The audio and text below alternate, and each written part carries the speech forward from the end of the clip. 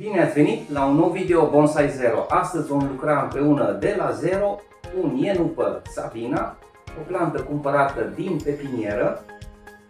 Această plantă nu este încă pregătită. Va trebui să tai toată această parte din vârf, toată vegetația veche. Vreau să am un bonsai compact, robust, un trunchi foarte gros. Așadar, nu mă interesează partea de sus, voi lăsa să se dezvolte acești lăstari noi. Prind toată partea superioară, aceștia vor prinde mult mai mult lumină, mai mult soare și deci se vor lungi considerabil. După un an de zile se obține așa ceva. Vegetație nouă, un trunchi cât de cât compact. După cum vedeți, nu am dat foarte multă importanță acestei plante. Doar am tăiat, am fertilizat și am udat. Am lăsat-o exact cum a fost cumpărată în ghiveciul original. Încă n-am avut timp anul acesta nici iarba să o tund, să o tai la această plantă. Bineînțeles că am foarte multe plante de acest fel, pregătite, foarte multe plante pe care le pregătesc de anul acesta pentru anul viitor. Dar haideți să trecem la treabă să vedem ce facem de acum încolo. După ce am obținut vegetația nouă, după ce am selecționat unde am vrut noi vegetația nouă. Bineînțeles, fiecare plantă este diferită în felul ei, fiecare plantă va crea un alt fel de bonsai. Planta care ați văzut-o mai înainte nu va arăta deloc la fel ca și aceasta. În funcție de trunchiul pe care îl găsim, în funcție de vegetația nouă care pornește, putem să ne imaginăm cum va fi acel bonsai. De fapt, plantele ne spun cum trebuie să le formăm. Mai întâi voi scoate această plantă din ghiveci să aflu unde este nebarii, unde sunt rădăcinile principale. Odată ce găsim piciorul plantei, ne putem da seama cum va trebui să arate această plantă. Eliberăm toate aceste rădăcini, să vedem cum arată nebarii, să vedem cum arată primul strat de rădăcini. Deci, în primul rând, trebuie să curățăm această parte a plantei, partea de sus a rădăcinilor. Odată ce reușim să înlăturăm această parte din suprafață, unde erau rădăcinile de la ierburi, unde erau ierburile, începem să vedem piciorul plantei, baza unui nebarii. Rădăcinile cu siguranță continuă mult în jos, dar aceasta este partea pe care ne interesează pe noi cel mai mult. Odată făcut această curățenie de la piciorul plantei, trecem la curățenia trunchiului și la partea lemnoasă. Curățăm foarte bine, trebuie să avem răbdare. Când facem această curățenie, avem grijă să nu mergem foarte adânc înspre scoarță. Scoarța trebuie să rămână intactă, să nu facem alte cicatrici.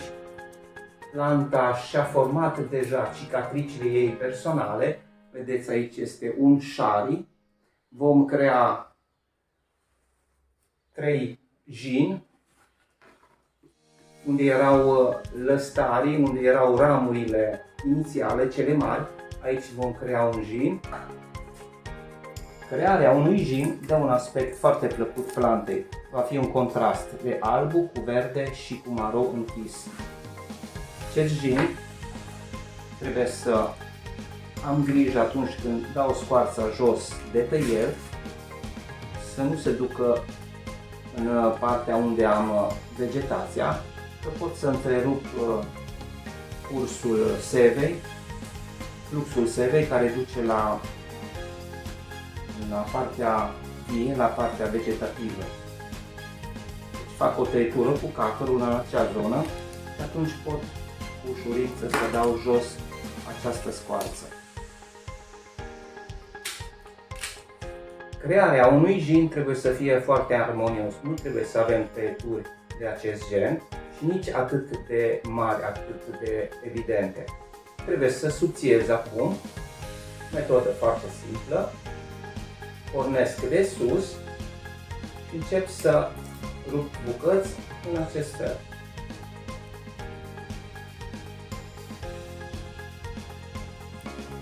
Vedeți? Trebuie să ducem fibra în jos, ușor.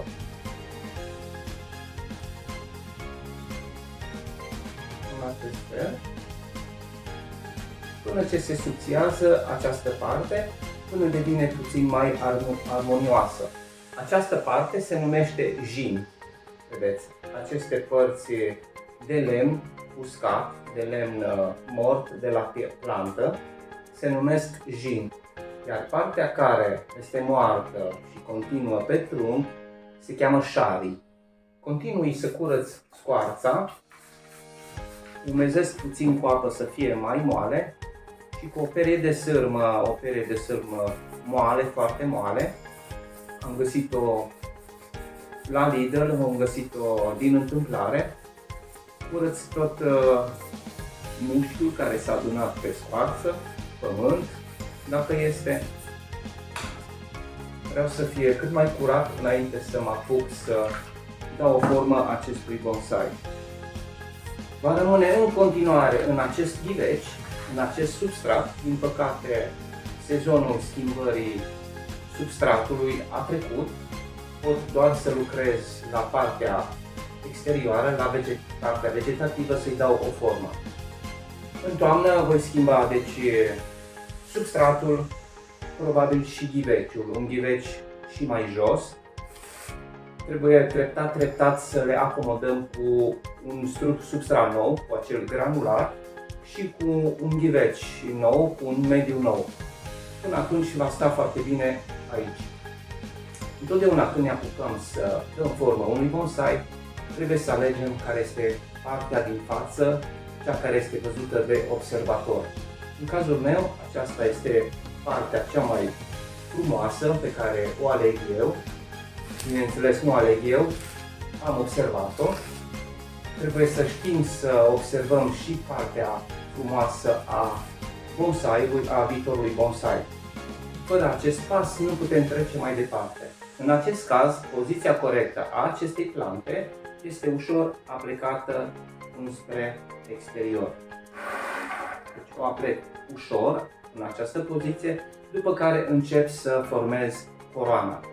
Totdeauna îmi pun un semn unde am stabilit că este partea din față, partea pe care o vede observatorul. Acest semn va rămâne în această poziție până când va intra într-un vas bonsai, într-un vas definitiv. Până atunci, acest semn este punct de orientare pentru a duce înainte formarea acestui bonsai. Eu la toate plantele pe care le am în formare am un semn unde am stabilit de la început care este partea din față a observatorului. Pentru că acest semn îmi dă direcția, acest semn îmi spune ce trebuie să fac pas cu pas la această plantă. Odată ce am stabilit partea din fața plantei, este greu după aceea să o schimbăm, să o modificăm. Pentru că ramurile nu vor mai fi aceleași, probabil vom elimina ramuri principale și schimbând poziția ne lipsesc în partea cealaltă. A venit momentul să dăm formă acestui bonsai. Avem nevoie de mai multe grosimi la firul de educare. Voi aplica acest fir cât de repede posibil. Nu cred că este important să vedeți cum aplic eu firul în acest caz, pentru că nu se vede foarte bine. Am să fac un video special pentru utilizarea firului de educare la un bonsai. Probabil va dura jumătate de oră, unde voi explica toate situațiile, cum se aplică acest fir, de unde se pornește, unde se termină, cum facem să nu avem fire încrucișate atunci când aplicăm firul pentru bonsai. Deci nu este chiar așa de simplu. Da, e adevărat. Punem firul 45 de grade, dar lucrarea este mult mai complexă și cred că nu are rost să lungesc atât de mult video în acest moment. Am poziționat firul de educat bonsai. Primul lucru care trebuie să fac, să urmăresc linia trunchiului. Dacă vedeți, aici este semnul. Aceasta este partea văzută de observator. Trebuie să se vadă trunchiul, o parte din trunchi. O parte dintre acești lăstari care sunt sus trebuie să vină în jos. Cu care o să vin cu cel mai viguros, cu cel mai gros, care de fapt este aici în vârf. La plec ușor, cu o anumită curbă.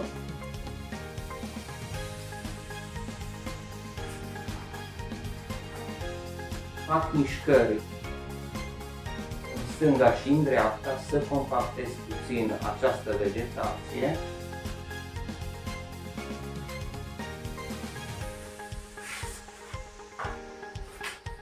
Cu acest lăstar pe care îl am aici, cu această rămurică, acoper o zonă în această parte.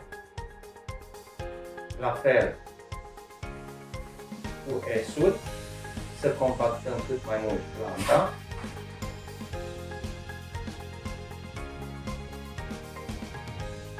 Aici undeva în spate mai am un lăstar, o ramură, pe care vin și acoperă această zonă, creez și vârful plantei. Îl ridic frumos așa. Important este să avem fir de legat potrivit. Atunci când întoarcem un fir, să rămână în poziția în care vrem, să nu se miște tot timpul, să nu se ne dea probleme. Poate ați avut această experiență, să nu rămână firul în poziția în care doriți voi. Vedeți, îl întorc așa, tac, făcut un S. Cu acest lăstar de aici, acoperă această zonă și îmi închei vârful plantei. Așa.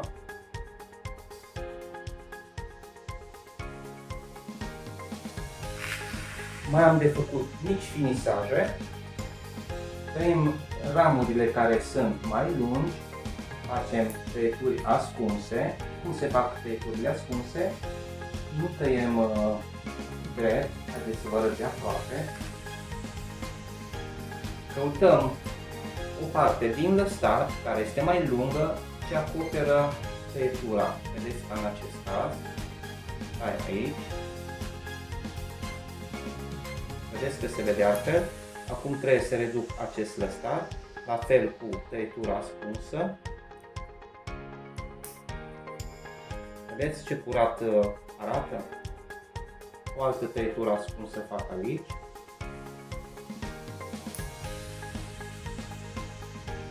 În alta.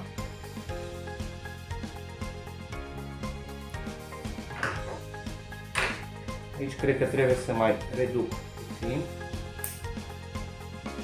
Din acest moment trecem la ultima finisare a plantei, mai exact ciupirea vârfurilor, și veți vedea că se face o anumită finisare a lucrării a plantei în general. Și gândiți-vă că este doar primul step la această plantă, este prima fază de formare a acestui bonsai. Efectiv, ciupim aceste vârfuri, le luăm așa cu aceste două degete, iar cu celelalte două rupem în acest fel. Micuțul nostru bonsai de ienupăr începe să prindă contur. Gândiți-vă că este doar primul step. De la an la an, această coloană va fi tot mai frumos ordonată, va fi mai compactă, mult mai definită. Definițiile și detaliile se vor vedea mult mai bine. Acesta este lucrul cel mai important la un bonsai, să se vadă cât mai multe detalii. Sper că v-a plăcut și acest video. Să ne vedem în următorul. Până atunci, pe curând!